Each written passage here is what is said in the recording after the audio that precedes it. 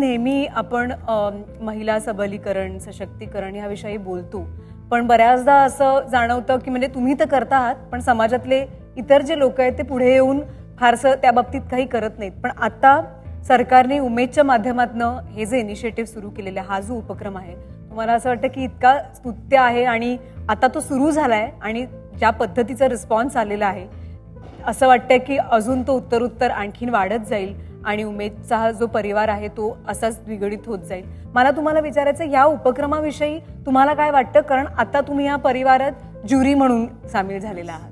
खरं सांगू का, मला सुरुवातीला म्हणजे ज्या वेळेला मी ज्युरी म्हणून माझी नियुक्ती झाली, मी आभार व्यक्त करेन यासाठी की ज्युरी म्हणून नव्हे, तर मला जो अनुभव मिळाला या शूटिंग दरम्यान या सेटवर खूप काही शिकायला मिळालं.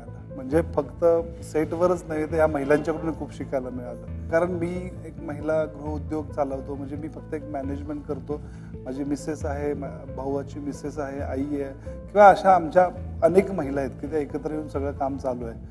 पण मी अनेकदा काय बघितलं ना की फक्त गव्हर्नमेंटच्या योजना फक्त घेण्यासाठीच फक्त व्यवसाय केला जातो, अशा गावोगावी मी ऐकलेलं आणि बघितलेलं एक उदाहरण आहे. पण इथं आल्यावर हे समजलं की अगदी गडचिरोलीपासून भंडारा, गोंदिया किंवा अगदी ठाणे, पालघर, रत्नागिरी, रायगड, कुठनं महिला आल्या, काय काय सांगून गेल्या. मला खरंच असं वाटतं की मी खरंच ज्युरी म्हणून त्या कॅपॅबिलिटीचं नाही आहे जे त्यांच्याकडून मला ऐकायला मिळालं, शिकायला मिळालं.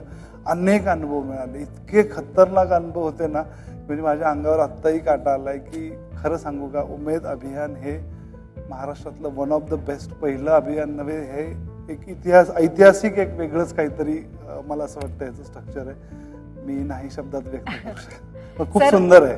थँक्यू. आणि आमची पण अशीच इच्छा आहे की तुम्ही जसं म्हणताय की हाच खरं तर सगळा अनुभव शब्दात मांडता येण्यासारखाच नाहीये.